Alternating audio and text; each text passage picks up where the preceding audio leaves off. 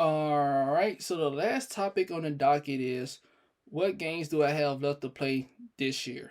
Now, there's only been, for the most part, every game that I wanted to play this year, I now already picked up and played day one. There's only been one game that I missed, which was SpongeBob game that came out in the end of January. I can't even think of the name, but it's a pretty interesting game. It looks pretty dope. I already played the first game that they remastered, Battle for Bikini Bottom or Rehydrated or something like that. I already played that one from THQ Nordic or from Embracer Group. I want to play the second one they just remastered. It came out the end of January. I'm kind of going blank on the name right now, but I'm going to put it on the screen. That's the only game I haven't picked up yet because I thought they might put it on PS Plus, and I seen it on sale for $20 already. But it's going to get picked up by the end of this year. I'm going to play that. But there's two other games that I'm gonna play that haven't came out yet, and the next one is Texas Chainsaw Massacre game, which is coming out next month in August the 16th, if I'm not mistaken.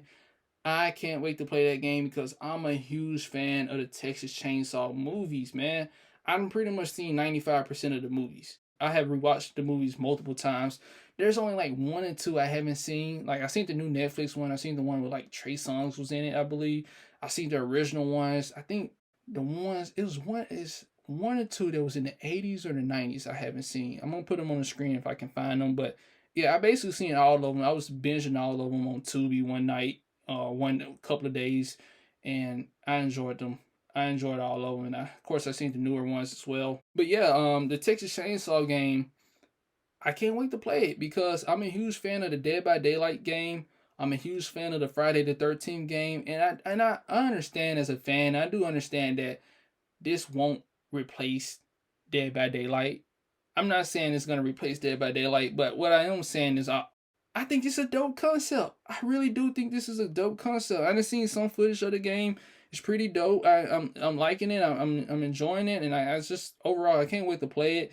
I know I'm gonna play it for like no more than like 3 months to probably put it down and play it every once in a while because like I said, it's nothing they in this one specific universe. There's nothing they can really keep adding on to the game and make it like a live service game like Dead by Daylight is.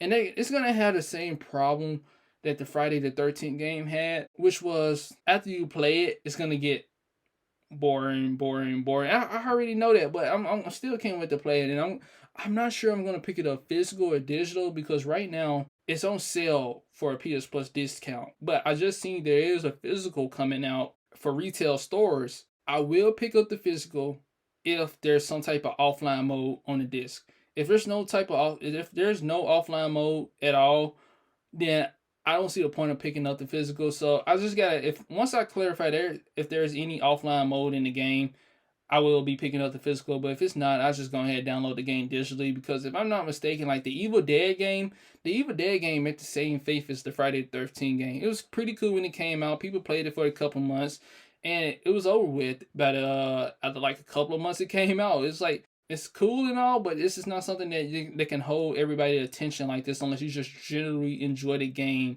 And Evil Dead, it's boxing that one universe. It's boxing that one universe.